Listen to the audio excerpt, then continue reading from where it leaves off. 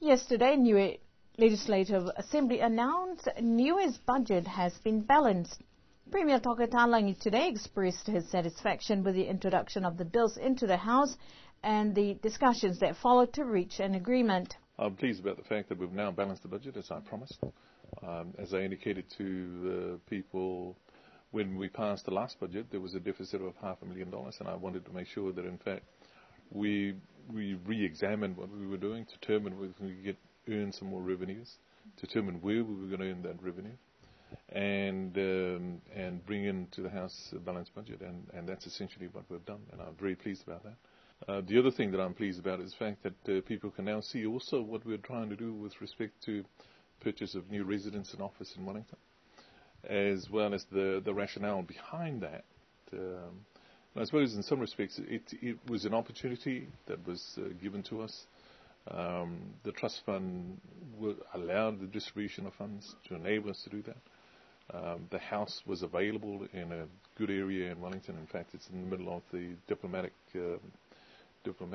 residence area. It is a very expensive area, but it's a good investment on our part as well. It also showed that when we need to, we can in fact look at other sources of revenues that we have not really thought about in the past. The rent-to-buy houses, we're intending to sell that. The selling of some of the government assets. Those are the sort of things that I believe, in fact, that I was pleased about, that we were able to bring those about and balance our budget. The other thing that I think we did yesterday, which was new, and that is bring into the House the projects, special projects that New Zealand is providing funding for it.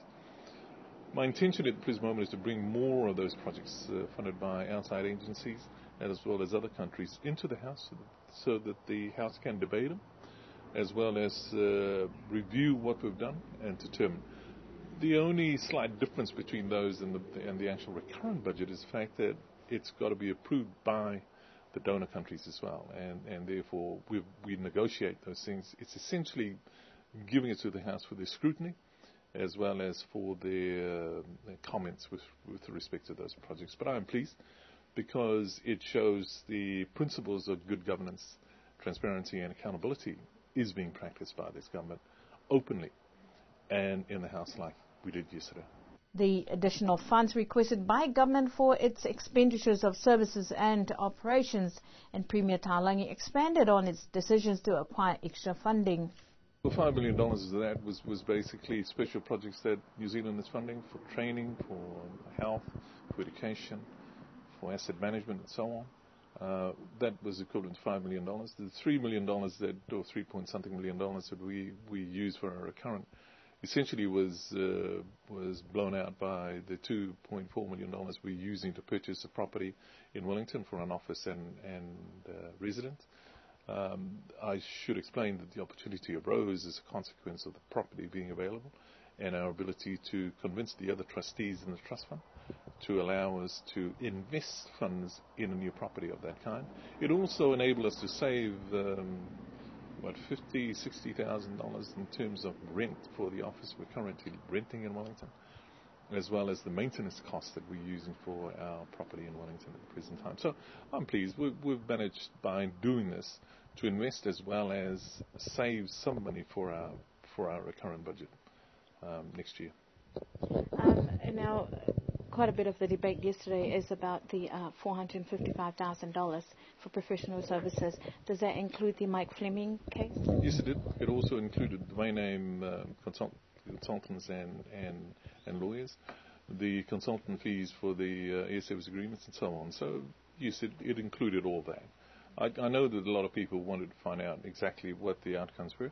Fact is, the court did not make a decision in the sense that nobody was found guilty or not guilty, or nobody won in that respect.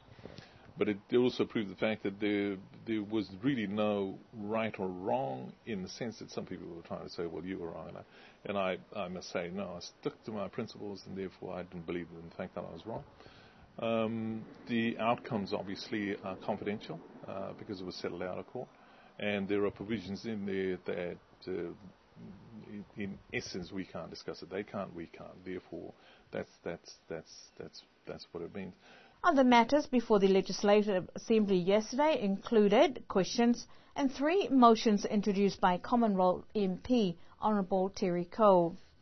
First motion that all land taken or given to be used by the Crown be returned to the Mangawhaua when it is no longer being used for the purpose taken or given. This motion was withdrawn. Second motion that government gives the same monetary assistance in prize money to local crafts as to the growers and women on our Constitution Show Day. This motion was passed. The last motion that government conducts a feasibility study to see if it is viable to set up a medical insurance policy for all residents of Niue so as to provide better and faster medical services to our people. That motion was deferred for future discussions.